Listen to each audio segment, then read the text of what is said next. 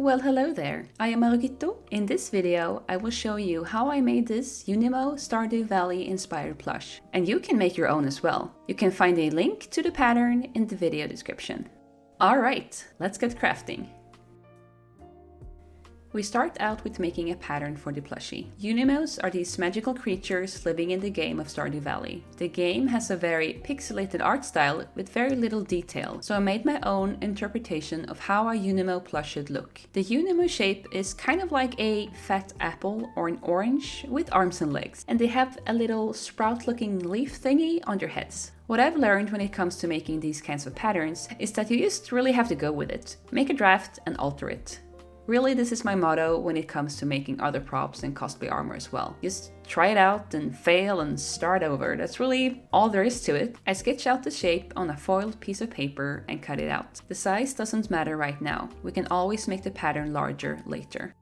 Next, I transfer the pattern onto this old bedsheet. Alright, this doesn't look quite right, it's too flat. Oh, and this looks more like some kind of exotic fruit. Let's try making the pattern slimmer.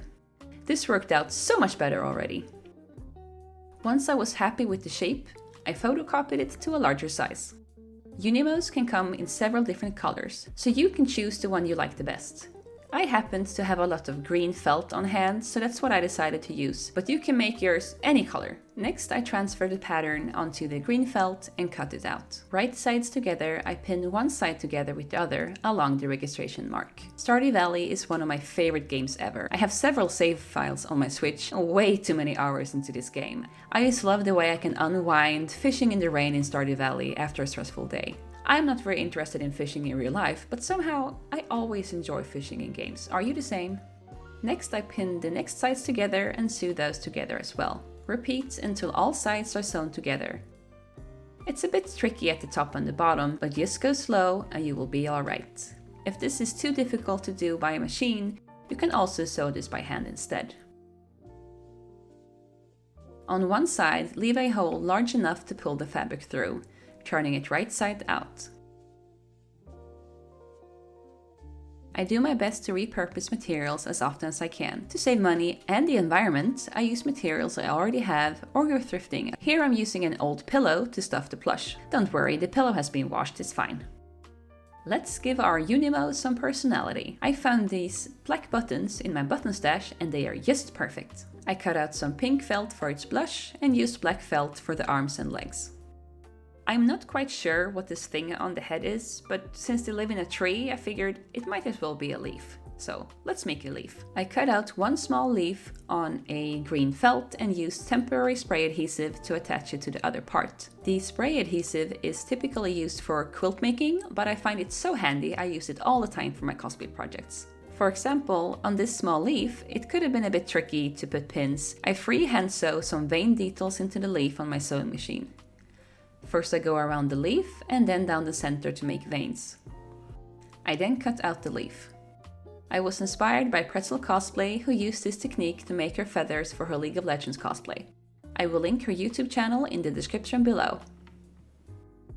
Next we make the arms and legs.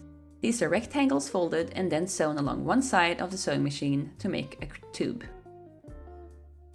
I wanted them to look a bit stubby, so I hand sewn on some circles on one side of the arm and the leg pieces to seal the ends. Next I hand sewn the leaf onto the last black piece of felt, sealing the end of the green leaf into the tube. I used a chopstick to turn the pieces right side out and stuff with the same pillow batting. And there we have it! I think the little arms and legs turned out so cute! Oh my gosh! I used pins to play around with the placement of the arms and legs and eyes and other details. The arms ended up placed approximately in the middle, with the eyes a bit below the middle and the legs on the bottom. First I hand sew on the top little branch thing, or whatever you want to call it. Then I hand sew on a leg. After the first one is placed, I use measuring tape to make sure the next one is placed with the same distance.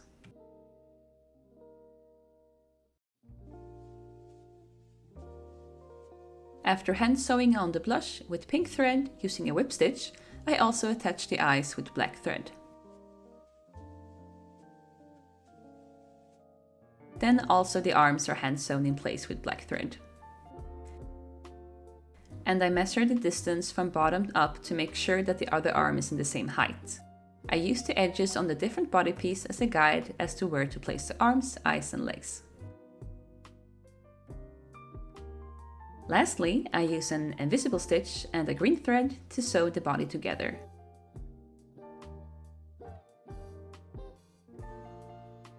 And with this, the Junimo plush is finished. All that's left is to put it up for doggy approval.